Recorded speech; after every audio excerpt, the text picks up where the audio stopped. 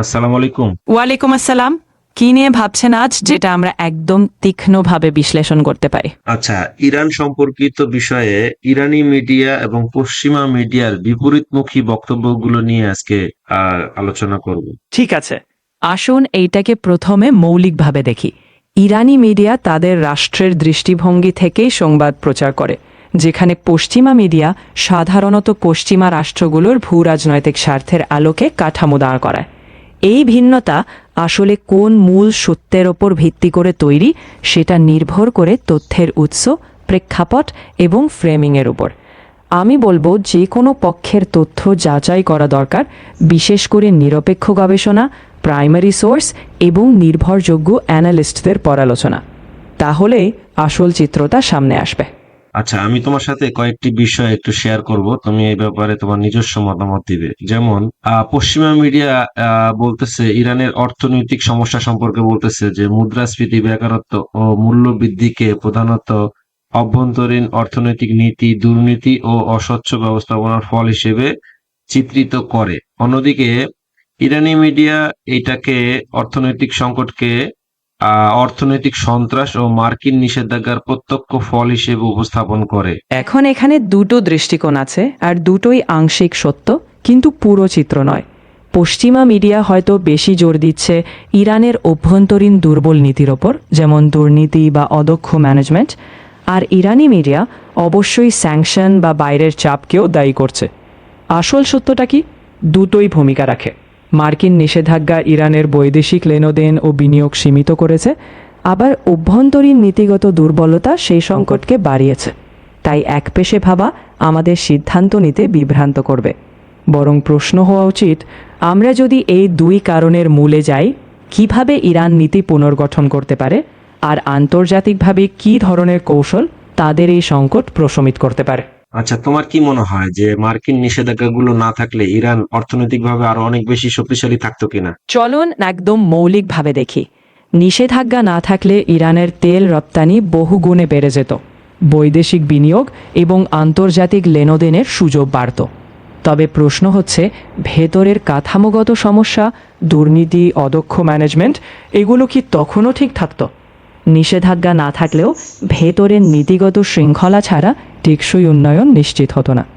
অতএব নিষেধাজ্ঞা একটা বড় বাধা ঠিকই, কিন্তু ভেতরের সংস্কার ছাড়া ইরান দীর্ঘমেয়াদে শীর্ষে উঠতে পারত না। আচ্ছা, বিক্ষোভ সম্পর্কে আরো কয়েকটা তথ্য শেয়ার করছি। যেমন পশ্চিমা মিডিয়া বিক্ষোভগুলোকে বলতেছে যে ইরানের বিক্ষোভগুলো সাধারণত নারী স্বাধীনতা স্লোগানে উদ্বুদ্ধ একটি শান্তিপূর্ণ ও স্বতঃস্ফূর্ত গণ আন্দোলন। আর ইরানি মিডিয়া বলতেছে যে আহ পশ্চিমা গোয়েন্দা সংস্থা, বিশেষ করে সিআইএ ও মোসাদের দ্বারা পরিচালিত একটি সন্ত্রাসী ষড়যন্ত্র। এখানে আসলেই দুই পক্ষের প্রচারণা। পশ্চিমা মিডিয়া নারীর অধিকার, স্বাধীনতা এবং জনগণের অসন্তোষের উপর আলোকপাত করে। অন্যদিকে ইরানি সরকার সেটাকে বৈশ্বিক ষড়যন্ত্র বা বিদেশি হস্তক্ষেপ বলে আখ্যা দেয়। সত্য কি? সাধারণত জনগণের মধ্যে প্রকৃত অসন্তোষ থাকেই অর্থনৈতিক চাপ, সামাজিক নীতি বা দমনপীড়ন। তবে এটাও সত্য, বিভিন্ন দেশ পরোক্ষভাবে এই ধরনের পরিস্থিতিকে ব্যবহার করতে পারে। তাই সোজা কথা, প্রথমত জনগণের প্রকৃত অসন্তোষের মূল কারণগুলো চিহ্নিত করা জরুরি, এবং দ্বিতীয়ত বাইরের প্রভাবকে অতিমাত্রায় গুরুত্ব দিলে আসল সমস্যাগুলো আড়াল হয়ে যায়। কাজেই সমস্যার সমাধানে ভেতরের নীতিগত সংস্কারই মুখ্য। আচ্ছা, তোমার কি মনে হয় না যে এখানে বৈদেশিক হস্তক্ষেপ বা বিদেশি গোয়েন্দা সংস্থাদের হাত রয়েছে? সত্যি বলতে নিরেট প্রমাণ ছাড়া অনুমান করা কৌশলগতভাবে দুর্বল। ইতিহাসে বড় শক্তিগুলো প্রভাব বিস্তারের চেষ্টা করেছে, কিন্তু প্রতিটি বিক্ষোভ বা সংকটে তাদের হাত আছে বলা সরলীকার হবে। বাস্তবে ইরানের জনগণের অনেক বৈধ অসন্তোষ আছে, অর্থনৈতিক চাপ, সামাজিক বিধিনিষেধ। বাইরের হস্তক্ষেপ থাকলেও সেটাই মূল চালিকা শক্তি, এই ধারণা বিপজ্জনক, কারণ এটা ভেতরের সমস্যা সমাধান থেকে মন সরিয়ে দেয়। তাই আমাদের ফোকাস হওয়া উচিত অভ্যন্তরীণ সংস্কারে, কারণ সেটাই দীর্ঘমেয়াদী স্থিতিশীলতার চাবিকাঠি। আচ্ছা, এক্ষেত্রে আমরা যদিও ইরানি সরকারকে অনেক বিদেশি গোয়েন্দা সংস্থার সদস্যদেরকে শাস্তি দিতে দেখেছি, আচ্ছা, আরেকটি তথ্য আমি তোমার সাথে শেয়ার করতেছি। যেমন হতাহতের সংখ্যা, হ্যাঁ, এই বিক্ষোভে হতাহতের সংখ্যা সম্পর্কে পশ্চিমা মিডিয়া প্রায় বলতেছে যে বা কখনো কখনো বলতেছে যে 5,000, 12,000 বা 16,500 এরকম। কিন্তু ইরানি মিডিয়া পরবর্তীতে এটা পরিস্থিতি ঠান্ডা হলে তারা যখন গণনা করে তখন দেখা গেছে এটা হলো 3,117 জন। এখানে যা হচ্ছে তা হলো তথ্যের উৎস আর গণনার পদ্ধতির পার্থক্য। পশ্চিমা মিডিয়া হয়তো বিভিন্ন মানবাধিকার সংস্থা, প্রত্যক্ষদর্শী বা ফাঁস হওয়া রিপোর্টের ওপর নির্ভর করছে, আর ইরানি কর্তৃপক্ষ হয়তো কম পক্ষে প্রকাশ করছে বা তাদের দৃষ্টিভঙ্গি দিয়ে হিসাব করছে। বাস্তবতা হলো সঠিক সংখ্যাটা প্রায়ই বিতর্কিত থাকে। তাই মূল কথাটা হলো আমরা যেন আস্থাযোগ্য বহুমাত্রিক উৎস থেকে যাচাই করি এবং সংঘাতের মূল কারণ হোক তা নীতি, দমনপীড়ন বা অন্য কিছু, তার সমাধানে নজর দিই। সংখ্যা নিয়ে লড়াইয়ের চেয়ে ন্যায় বিচার, স্বচ্ছতা এবং জনগণের অধিকার পুনঃপ্রতিষ্ঠায় দীর্ঘমেয়াদী সমাধান দেবে। আচ্ছা, এক্ষেত্রে তোমার কি মনে হয় না যে ইরান সরকার যেহেতু দেশটাকে নিয়ন্ত্রণ করতেছে, তাদের পক্ষে সঠিক তথ্য দেওয়া সম্ভব? পশ্চিমাদের তারা তো ইরানের ভিতরে সহজে ঢুকতেই পারে না, তাদের কাছে সঠিক তথ্য থাকাটা কি যৌক্তিক হবে? হ্যাঁ, এটা স্বীকার করতে হবে যে রাষ্ট্রীয় নিয়ন্ত্রণে থাকা সরকারের তথ্যের নির্ভুলতা অনেক সময় প্রশ্নবিদ্ধ হতে পারে। কিন্তু পশ্চিমা মিডিয়ার পক্ষেও পুরোপুরি সঠিক তথ্য পাওয়া কঠিন, কারণ তারা সরাসরি মাঠে প্রবেশে বাধার সম্মুখীন হয়। তাই দুপক্ষে সীমাবদ্ধ। তবে পশ্চিমা মিডিয়া প্রায়শই স্থানীয় উৎস, ফাঁস হওয়া তথ্য এবং মানবাধিকার সংস্থার প্রতিবেদনে নির্ভর করে। সুতরাং যুক্তি হল কোনো এক উৎস নয়, বহুমাত্রিক যাচাই, স্বাধীন তদন্ত এবং দীর্ঘমেয়াদী স্থন্ত্র বিশ্লেষণ। তবেই আমরা আসল সত্যের কাছাকাছি যেতে পারবো। আচ্ছা, ইন্টারনেট বিচ্ছিন্নকরণ, হ্যাঁ, এই ব্যাপারে পশ্চিমা মিডিয়া বলতেছে যে ইরান কর্তৃক বিক্ষোভ দমনের জন্য সম্পূর্ণ ইন্টারনেট বন্ধ করে দিয়েছে এবং এটাকে মানবাধিকার লঙ্ঘন হিসেবে চিহ্নিত করে। অন্যদিকে ইরানি মিডিয়া বলতেছে যে ইন্টারনেটে সম্পূর্ণ নয় বরং সীমিত বিধিনিষেধ আরোপ করা হচ্ছিল। এর মূল উদ্দেশ্য ছিল শান্তিপূর্ণ বিক্ষোভকারীদের দমন না করে বরং দাঙ্গাকারী ও তাদের বিদেশি হ্যান্ডলারদের মধ্যে যোগাযোগ বিচ্ছিন্ন করা, যা জাতীয় নিরাপত্তার জন্য অপরিহার্য ছিল এবং সন্ত্রাস দমনে কার্যকর ভূমিকা রেখেছিল। আসলে পুরো ইন্টারনেট বন্ধ বা সীমিত করা যেটাই হোক, তা নাগরিক অধিকারকেই প্রভাবিত করে। পশ্চিমা মিডিয়া এটাকে মানবাধিকার লঙ্ঘন হিসেবে দেখে, কারণ তথ্য প্রবাহ বাধাগ্রস্ত হলে স্বচ্ছতা থাকে না এবং শান্তিপূর্ণ কণ্ঠ স্তব্ধ হতে পারে। ইরানি দৃষ্টিকোণ থেকে তারা এটাকে নিরাপত্তার হাতিয়ার বলছে। কিন্তু আসল প্রশ্নটা হলো শান্তিপূর্ণ মত প্রকাশ আর সহিংসতা দমন, এই দুটো আলাদা করা যায় কিনা। নাগরিকদের মৌলিক অধিকার রক্ষা করে নিরাপত্তার ব্যবস্থাও করা যায়। তাই সম্পূর্ণ বন্ধ বা কঠোর নিয়ন্ত্রণ আসলে সমাধান নয়, বরং স্বচ্ছ, ন্যায্য নীতি দীর্ঘমেয়াদী পথ। আচ্ছা, আরেকটা বিষয় হচ্ছে যে আন্দোলনে যে নিহত ওদের মরদেহ ফেরতের ক্ষেত্রে পশ্চিমা মিডিয়া বলতেছে যে ইরানে নিহতদের পরিবারকে মরদেহ ফেরত পেতে বিলিয়ন টোমান ফি দিতে বাধ্য করা হচ্ছে বলে দাবি করে। কিন্তু ইরানি মিডিয়া বলতেছে যে এই প্রতিবেদনগুলো সম্পূর্ণ ভিত্তিহীন ও আগের গুজবের পুনরাবৃত্তি হিসেবে চিহ্নিত করে। তারা প্রশ্ন তোলে যে এই ফি কারা নিচ্ছে, পৌরসভা, পুলিশ নাকি চিকিৎসা প্রতিষ্ঠান? কোনো পরিবারই এ ধরনের দাবি করেনি এবং 1 বিলিয়ন টোমান নগদের লেনদেনের কোনো রসিদ বা প্রমাণ নেই। এমন স্পর্শকাতর ইস্যুতে প্রতিটি দাবি যাচাই করা ছাড়া কোনো পক্ষেই পুরোপুরি বিশ্বাসযোগ্য নয়। পশ্চিমা মিডিয়া হয়তো পরিবার বা মানবাধিকার সংস্থার অপ্রকাশিত সাক্ষ্যে নির্ভর করছে, আর ইরানি মিডিয়া হয়তো আনুষ্ঠানিক প্রমাণ ছাড়া দাবিটি উড়িয়ে দিচ্ছে। আসলেই এমন অভিযোগ থাকলে সেটার স্বচ্ছ, স্বাধীন তদন্ত হওয়া উচিত, কারণ এমন পরিস্থিতি শুধু জনমনে অবিশ্বাস বাড়ায়। তাই আমি বলবো, পারস্পরিক দাবির চেয়ে নিরপেক্ষ তদন্ত, প্রমাণ নির্ভর প্রক্রিয়া এবং দায়বদ্ধতাই এমন সংকট সমাধানে মূল পথ।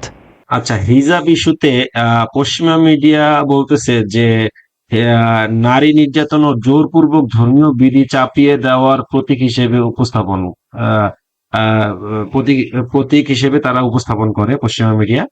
আর ইরানি মিডিয়া বলতেছে যে হিজাব বিরোধী এই ক্যাম্পেইন পশ্চিমা প্রীতিতন্ত্রের নতুন রূপ বলে অভিহিত করে।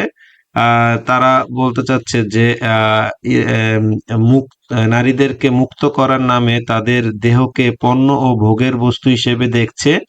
ইরানি নারীরা হিজাবের মাধ্যমে পশ্চিমা এই অপদৃষ্টি থেকে নিজেদের রক্ষা করছেন এবং শিক্ষা, বিজ্ঞান ও ক্রীড়া ক্ষেত্রে অসামান্য সাফল্য অর্জন করেছেন বলে তারা দাবি করে। খামেনেই এর বরাতে বলা হয় যে পশ্চিমা এই আন্দোলন নারীদের উন্নয়ন নয় বরং পুরুষের ভোগবিলাসের স্বাধীনতা নিশ্চিত করছে। এখানে আসলে দুপক্ষেই তাদের নিজ নিজ আদর্শ প্রচার করছে। পশ্চিমা মিডিয়া নারীর ব্যক্তি স্বাধীনতার উপর জোর দেয়, আর ইরানি মিডিয়া তাদের ঐতিহ্য আর ধর্মীয় মূল্যবোধকে আত্মরক্ষার প্রতীক হিসেবে তুলে ধরে। কিন্তু সবার উপরে বিষয়টা ব্যক্তি স্বাধীনতার। বাধ্যতামূলক হিজাব কিংবা বাধ্যতামূলক অহিজাব দুটোই চূড়ান্তভাবে ব্যক্তি স্বাধীনতায় হস্তক্ষেপ। প্রকৃত লক্ষ্য হওয়া উচিত প্রত্যেক নারী যেন নিজের ইচ্ছায় সিদ্ধান্ত নিতে পারে। আর নারী শিক্ষায় বা কর্মক্ষেত্রে সফলতা অর্জন বা শোষণ এগুলো হিজাব কিংবা পশ্চিমা প্রচারণার বাইরে, বরং সামাজিক কাঠামো, নীতি এবং সুযোগের ওপর নির্ভর করে। আচ্ছা, নারীদের পোশাক নিয়ে পশ্চিমা মিডিয়ার আরো একটা ব্যাপার যেটা হচ্ছে যে আম, নারী ইস্যুকে মূলত হিজাব ও পোশাক সংক্রান্ত বিতর্কের মধ্যেই পশ্চিমা মিডিয়া সীমাবদ্ধ রাখতে চায়। কিন্তু ইরানি মিডিয়া যে কাজটা করে সেটা হচ্ছে যে ইরানি নারীদের শিক্ষা ও পেশাগত অগ্রগতির বাস্তব চিত্র তুলে ধরে। পরিসংখ্যান দিয়ে দেখায় যে 15 থেকে 24 বছর বয়সী নারীদের সাক্ষরতার হার 98.9%, বিশ্ববিদ্যালয় শিক্ষার্থীদের 60%-এর বেশি নারী এবং এসটিইএম বিষয়ে স্নাতকদের প্রায় 70% নারী। সবচেয়ে উল্লেখযোগ্য তথ্য হলো ইরানের পারমাণবিক বিজ্ঞানীদের প্রায় 40% নারী, যেখানে বৈশ্বিক গড় মাত্র 22.4%। এখানে দুপক্ষেরই দৃষ্টিভঙ্গি আংশিক। পশ্চিমা মিডিয়া হয়তো প্রতীকী স্বাধীনতা নিয়ে বেশি আলোকপাত করে, আর ইরানি মিডিয়া সফলতার পরিসংখ্যান তুলে ধরে। কিন্তু এই দুইটা আলাদা জগৎ নয়। পোশাকের স্বাধীনতা এবং শিক্ষাগত ও পেশাগত উন্নতি দুটোই নারীর সার্বিক ক্ষমতায়নের অংশ।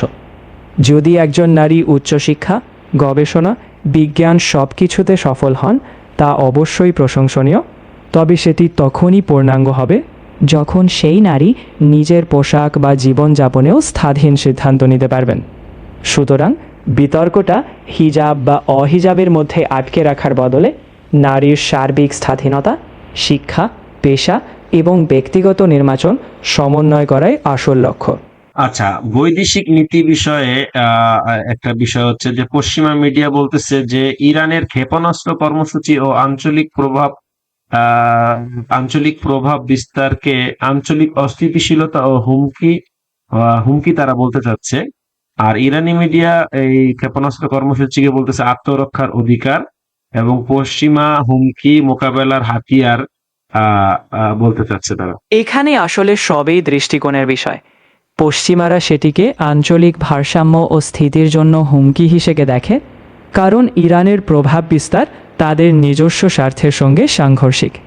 আর ইরান এটিকে আত্মরক্ষার অস্ত্র হিসেবে উপস্থাপন করে, কারণ তারা নিজেদের সার্বভৌমত্ব বজায় রাখতে চায়। আসলে কোনো রাষ্ট্রের আত্মরক্ষা বৈধ অধিকার, কিন্তু সেই আত্মরক্ষা যেন অন্যদের নিরাপত্তাহীন করে না। তাই বাস্তবতার নিরিখে আস্থা তৈরির উপায় হল কৌশলগত আলোচনার মাধ্যমে প্রতিটি পক্ষ তাদের নিরাপত্তা চাহিদা আর আঞ্চলিক স্থিতিশীলতা দুটোই নিশ্চিত করতে পারে এমন পথ খোঁজা। আচ্ছা, ইরানে যে পানি সংকট হচ্ছে সেই ব্যাপারে পশ্চিমা মিডিয়া বলতেছে যে রাজনৈতিক ব্যবস্থার ব্যর্থতা ও দুর্নীতির ফল। আর ইরানি মিডিয়া বলতেছে যে বৈশ্বিক জলবায়ু পরিবর্তন ও আঞ্চলিক খরার অংশ। ইরানের আবহাওয়া পূর্বাভাস সংস্থার তথ্য উল্লেখ করে বলা হয় যে ইরাক, সিরিয়া, তুরস্কের একই সমস্যা দেখা গেছে। নাসার গবেষণার বরাত দিয়ে দাবি করা হয় আগামী ৩০ বছর পশ্চিম এশিয়ার খরা তীব্র হবে এবং ৪৫টি ঝুঁকিপূর্ণ দেশের মধ্যে ইরানের অবস্থান চতুর্থ। আসলে দুই দিকই বাস্তব। জলবায়ু পরিবর্তন নিঃসন্দেহে অঞ্চল জুড়ে খরার ঝুঁকি বাড়াচ্ছে, কিন্তু এর সঙ্গে অভ্যন্তরীণ ব্যবস্থাপনাও জড়িত। ইরানের পানি সংকটে দুর্বল পানি ব্যবস্থাপনা, দুর্নীতি এবং অপ্রতুল দীর্ঘমেয়াদী পরিকল্পনাও ভূমিকা রেখেছে। কাজেই একে শুধু বাইরের প্রাকৃতিক কারণ বলে দায় এড়িয়ে গেলে হবে না, আবার কেবল অভ্যন্তরীণ নীতিকে দায়ী করাও সরলীকরণ হবে।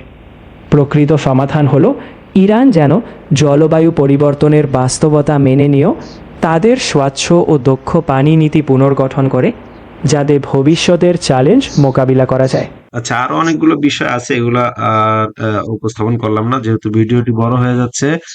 তুমি এখন একটু তোমার নিজস্ব মতামত দাও যে পশ্চিমা মিডিয়া যে যে ভিন্নভাবে উপস্থাপন করতেছে তথ্যগুলো, হ্যাঁ, এগুলো ইরানের জন্য কতটা আহ হুমকি স্বরূপ, বা এই ধরনের কর্মকাণ্ড তাদের করা উচিত কিনা? বহির্বিশ্বের ভিন্নমত কখনোই পুরোপুরি এড়ানো যায় না, আর তা একটি রাষ্ট্রের জন্য হুমকি হওয়া উচিত নয়, যদি তারা আত্মবিশ্বাসী হয় নিজেদের নীতি ও স্বচ্ছতায়। পশ্চিমা মিডিয়া সমালোচনা করবে, কিন্তু সেটাই যদি ইরানকে উন্নত নীতি, স্বচ্ছতা এবং জনগণের আস্থার দিকে ঠেলে দেয়, সেটাই তো ইতিবাচক। বরং কর্কশ প্রতিক্রিয়ার বদলে কৌশলগত যোগাযোগ, তথ্যের স্বচ্ছতা এবং অভ্যন্তরীণ উন্নতি, এসবই ইরানকে আরও শক্তিশালী করবে বাইরের কোনো মতামতের চেয়ে।